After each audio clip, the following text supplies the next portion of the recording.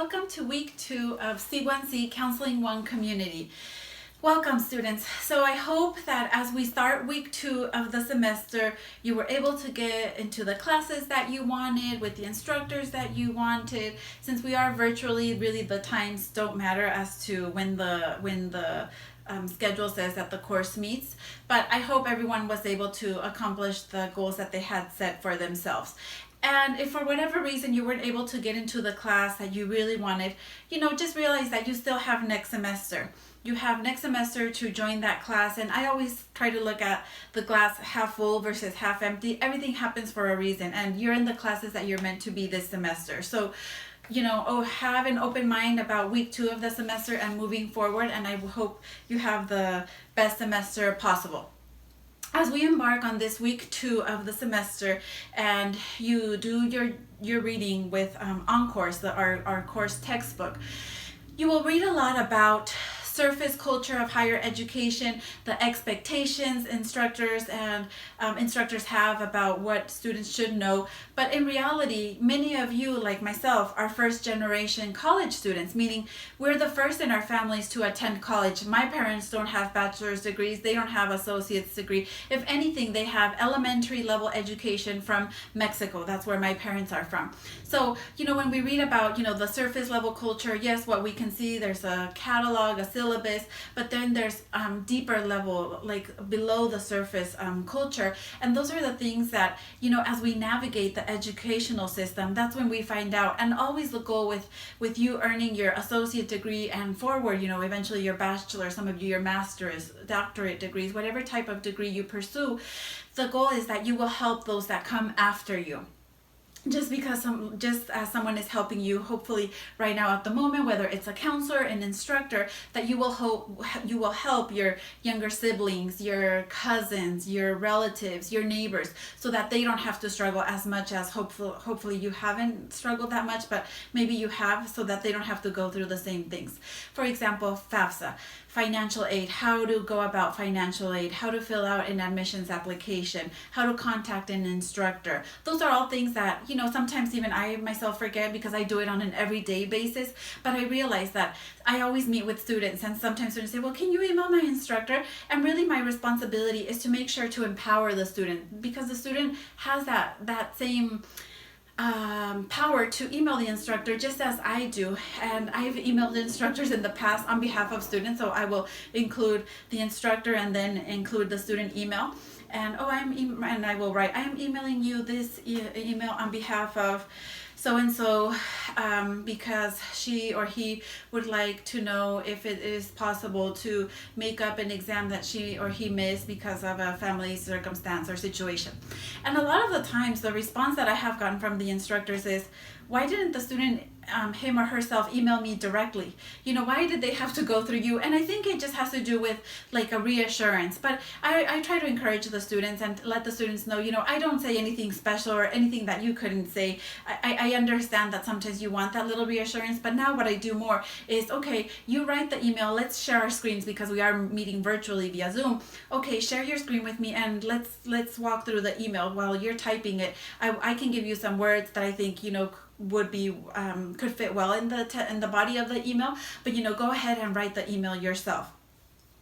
So I understand that a lot of the times as first generation college students, we don't even know what questions to ask, or especially right now in this virtual environment, maybe we don't have a home environment that is conducive to learning because we have maybe different generations living in our home. I recently heard someone saying, I can't work from home because I'm living in a 3-generational home. I have the grandparents, the parents, the children, and then grandchildren. It's just a lot of people living in the home, and I completely understand the struggles you're going through, and I want to make sure that that we're all in this together.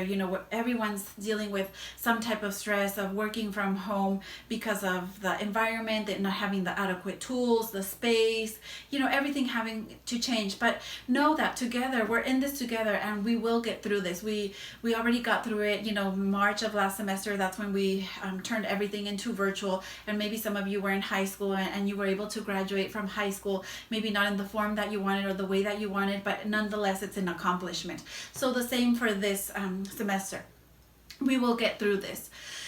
As first generation students, sometimes we don't know what questions to ask, or we think we can keep doing the same things that we were doing in high school or before. And in high school, maybe, I just studied like 5 minutes before my exam and I got good grades, and I'll continue that pattern. But at the community college, it is very different. And in the beginning, they mentioned the number one issue community college students struggle with, and students in general, not just at the community college, is time management. So you want to make sure, especially in this remote environment of online teaching and learning, that you are very strict with your schedule, that you say, okay, from this time to this time I'm going to study. Because if not, I could say, I'll do it at 10 p.m. Then something comes up at 10 p.m. I get sick, I don't feel good, I get, right now we're experiencing this heat wave along with the fires, so that causes the air to feel just very musty and things like that. So it causes headaches. You just don't know.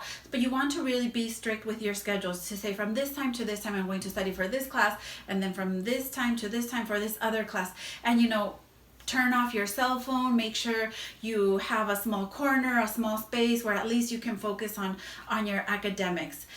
Because we do have a lot of competing interests. We have YouTube, we have Instagram, we have TikTok, we have Snapchat, a lot of things that can take our time, and we can say, I'm only going to watch a video. I know sometimes that happens to me. I'll just watch this really quick video on, just any random topic that I'm interested in that week. And before I know it, I could be spending like a whole hour on videos on YouTube, when that hour I could have spent studying, because it's time that it's just, they're called energy zappers. They're just taking my time and energy away into things that are not helping me as much as my academics. Yes, maybe I'm learning something, but it's not the same as my academics. So you want to make sure you're very strict with your time, that you're flexible, just as I'm flexible, that you're flexible, but that you try to stick to your schedule as much as possible, because that's what will lead to academic success. Time management. If you're able to manage your time, then oh my gosh, that's like more than half the battle, being able to manage your time. So make sure you work on that, focus on that. Get a calendar, or use your phone, put it in there, use alarms. I know I have a friend at work. When we were at work, it would be like 10 a.m., 1 p.m., and we would be walking, and all of a sudden her alarm would go off.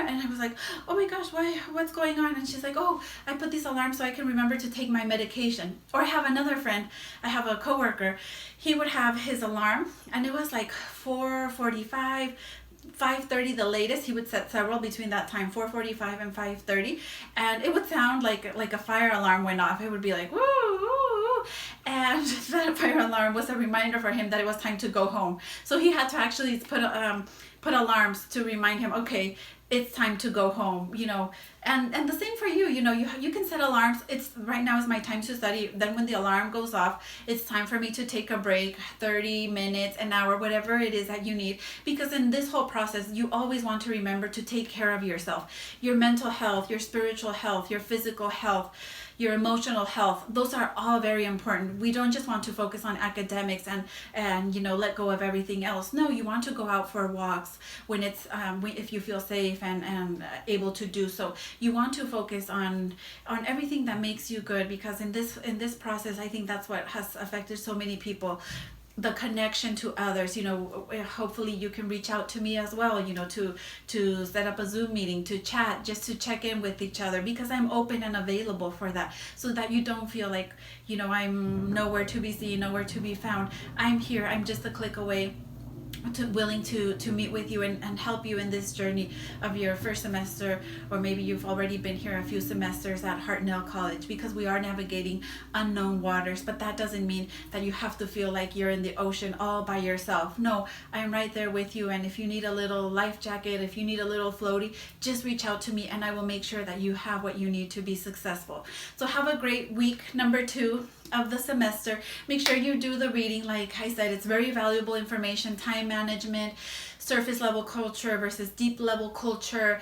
How as first generations we're brand new to this world. This world is completely unknown to us, and as such, we want to make sure that we're not afraid to reach out to the people that we trust, and to know that there are people here at Hartnell College that are willing and able to help us. So without further ado, make sure you like this video, subscribe to my channel channel if you haven't done so already. Share it with your friends. I am trying to grow my subscribers, and I would really appreciate that. And without further ado, I'll see you next week, and have a great rest of your week.